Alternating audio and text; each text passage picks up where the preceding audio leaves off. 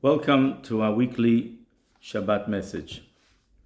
The great sages of Israel have taught us that the greatest defining factor that has made us into a nation, the chosen nation that we are, is not the food that we eat, not the land that we live in, not the clothes that we wear, not even the great miracles that occurred to our nation in the Exodus of Egypt, but rather the giving of the Torah on Mount Sinai.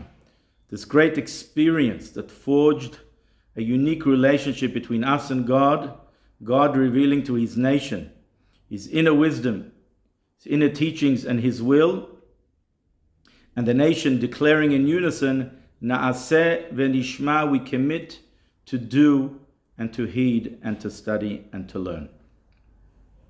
For this reason, the Torah itself bids every single Jew to recall the defining moment in history that made us who we are, the giving of the Torah, and to recall it every single day of our lives. Because this is what shaped us, molded us then, and this is what will shape us and mold us today and into the future.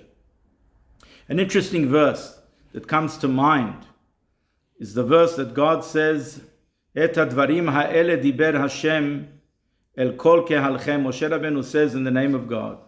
These words that God spoke to all of the congregation, Bahar, on the mountain, mitoch ha'esh, from amidst fiery flame. God revealed Himself through a flame. Yet as well it says, Ha'anan, also through a cloud, Ve'ha'arafel, and a very darkened and thick cloud. Kol gadol velo yasaf, a voice, a great voice that never ends, that reverberates till this very day. The whole concept of Torah is revelation. What is the Torah symbolizing by using these three things? Fire, cloud, and a very dark, thick cloud.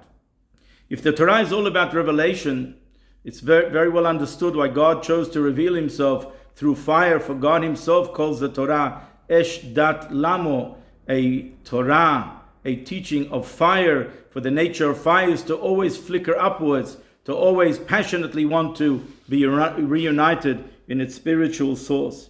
And thus it's understood why the Torah was revealed, why God revealed Himself on Mount Sinai through fire. Fire is light, warmth and passion. But why through cloud and darkness?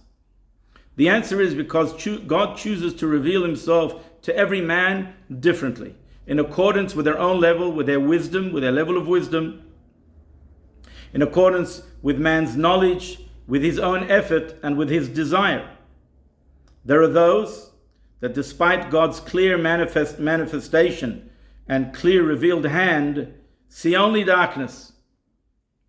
Some who are a bit wiser see God's hand in an opaque way, like a ray through a hazy cloud. And others see the fire of God, a grand light that is a reflection of their godly passion.